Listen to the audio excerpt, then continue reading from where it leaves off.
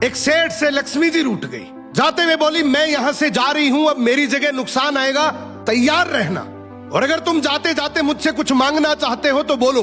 सेठ बहुत समझदार था, बड़ी विनम्रता से बोला, माता नुकसान आ रहा है तो आने दीजिए, बस मुझे आप एक वरदान दीजिए कि मेरे परिवार में हमेशा सुख शांति बनी रहे। लक्ष्मी जी मुस्कुराई, तथास्तु कहा और वहां से चली गई। अब उस सेठ की 4 बहुएं थी।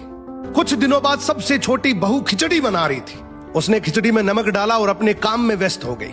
तभी दूसरी बहू आई और उसने खिचड़ी को बिना चखे ही और नमक डाल दिया और वो भी अपने काम में व्यस्त हो गई। ऐसे एक एक करते तीसरी और चौथी बाकी की 2 बहुएं भी आई, उन्होंने भी खिचड़ी को बिना चखे ही उसमें नमक डाल दिया। अब रात को सबसे पहले सेठ खाना खाने बैठा। जैसे ही उसने खिचड़ी का 1 चम्मच लिया, उसे महसूस हो गया कि इसमें बहुत ज्यादा नमक है और सेठ जी तुरंत समझ गए कि नुकसान आ चुका है। किसी से कुछ नहीं कहा, चुपचाप खिचड़ी खाई और चला गया।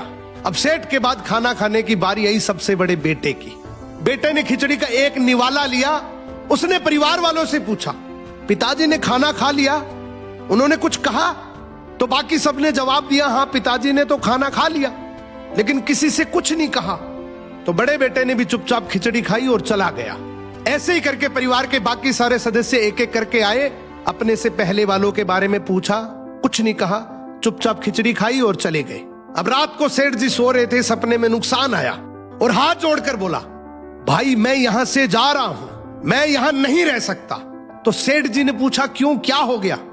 नुकसान बोला, तुम सबने मिलकर 1 किलो नमक खा लिया, पर मजाल है कोई किसी पर नहीं चिल्लाया, किसी ने गुस्सा नहीं किया, सब शांत रहे। अब जिस परिवार में इतनी सुख शांति हो, आपस में इतना प्यार हो, वहां पर मैं नहीं रह सकता। निष्कर्ष कि जिंदगी है तो उतार चढ़ाव, दुख सुख, फायदा नुकसान सब चलता रहेगा, लेकिन जिस परिवार में आपस में लोगों में प्यार है, सुख शांति है, छोटे में आदर, बड़े में बड़प्पन है, उस परिवार का कोई नुकसान, कोई आपदा कुछ नहीं बिगाड़ सकती।